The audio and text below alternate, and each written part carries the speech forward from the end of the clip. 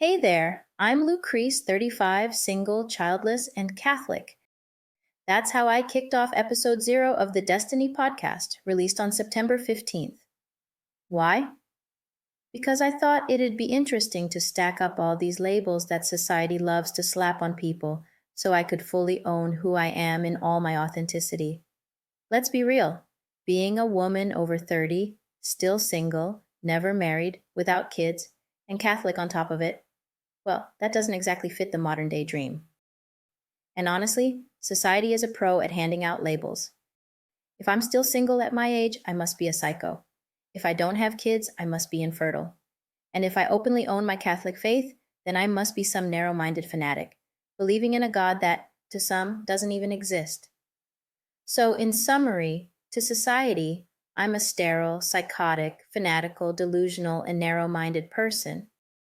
Sure, I'm exaggerating, but that's no more than society does to so many others. Contrary to what society would have me believe, I haven't missed the boat on life. Today is December 15th, 3 days after my birthday, and honestly, there's nothing quite like celebrating another year of life to realize that happiness isn't about ticking boxes.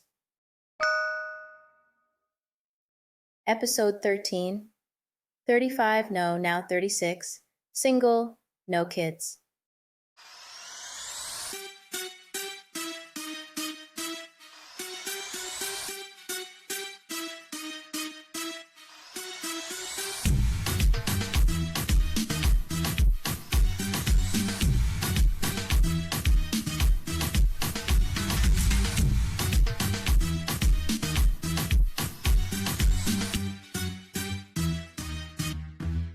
Hey, it's Lucrece, and you're listening to Destiny Podcast. Why are you single? Why don't you have kids? Why? Let me tell you why. Because I come from a different world. In my world, Prince Charming fights a witch to marry Snow White. In my world, Pocahontas's guy risks death for forbidden love.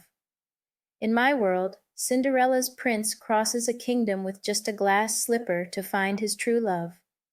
But in 2024, with endless swiping and profiles full of players on Tinder, good luck finding a guy with pure intentions and a chivalrous heart. Thanks a lot, Disney Lies.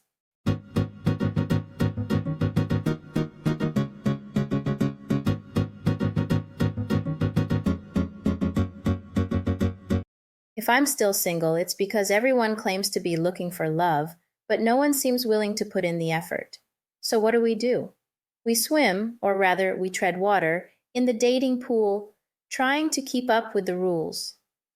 But when you've had a 7-year relationship, a couple of shaky ones lasting under 3 years, and a few flings in between, adapting to dating codes is tough. So, what do? Well, you stay single. And while you live your life, focused on your well-being, your projects, and figuring out what went wrong and why, not to repeat the same mistakes, but to prepare for a healthy relationship, the rest of the world, well, it worries about you. You know, the looks and comments from family and friends. In the past 5 years, I've heard, so still nothing on the horizon? Not even a guy? You know, time is ticking. You go to church every Sunday. Are you planning to become a nun or something? You're not yourself, Lucrece. You've changed. Newsflash. When you go through something as life-changing as what I went through, there's no going back to who you were. Coming close to losing your life reshapes your perspective entirely. Let me tell you something. When I was 20, I had very clear life goals. At 25, I pictured myself married. At 28, I thought I'd have 1 or 2 little ones. And now? At 36, I'm still single, without children, but above all, still alive. 5 years. My last relationship was 5 years ago. And guess what? I'm happy, folks. Of course, it's not always easy. There have been 2 or 3 or 5 or even 10 times when I've cried out to God, wondering what's taking so long to send me my husband. Sure, sometimes the questions from family make you doubt your choices. But ladies, if any of you are in the same stage as me, let me remind you that there's nothing wrong with doing things at your own pace. There's nothing wrong with being single, focusing on how to become the best version of yourself to be ready when the right person comes along. Being single isn't a curse. It's a time for preparation. It's time to reconnect with yourself, rediscover your likes, and redefine your life goals.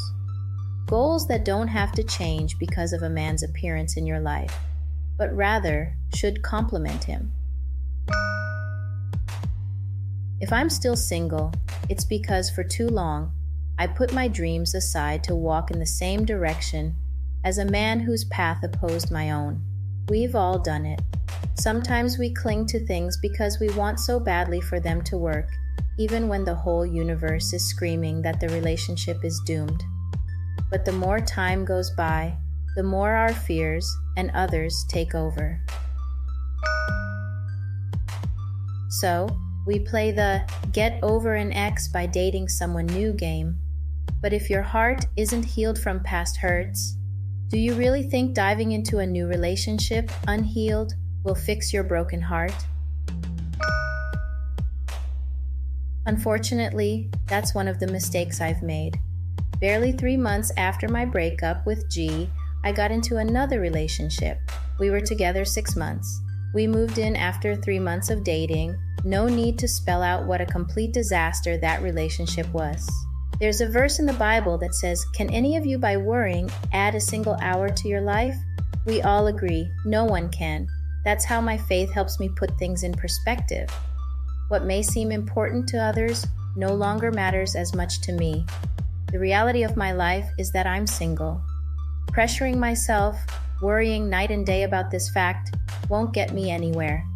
Instead, I lose time. Time wasted on worry. I'm not adding to my life, I'm subtracting from it. Why stress about being 36, single, childless, or whatever? I'll meet someone, get married, and become a mom when the time is right. Until then, I'm focusing on myself. My life, my dreams, my goals, my projects, which, believe me, keep me plenty busy. When the right one shows up, he won't be the savior who rescues me from boredom or the guy who helps me forget my ex. No, no, no. And I won't be his insecure partner, struggling with self-doubt and haunted by past relationships. Because I'll have taken the time to work on myself, to recognize my flaws, and to build qualities that will serve me well in a relationship, like managing my budget, being more patient, listening better, and not freaking out over every little thing. Because I've done all this, when I meet the right one, he'll add to my life, and I'll add to his. I'll be far from perfect, and he won't be perfect either. But we'll give our all to love and support each other, despite our flaws and the challenges life throws our way. Love needs work. Being in a relationship isn't easy. It's a commitment you renew every day when you wake up beside your partner. No matter what the world says, I'm not behind. I'm simply living life at my own pace. So, to you listening, whether you're 22, 35, or 49, there's no need to start a relationship for the wrong reasons. Life is beautiful wherever you are on your journey. Lesson number 14. No matter your status, appreciate your season and embrace the present. Hey, it's Lucrece. Thanks for listening to the Destiny Podcast.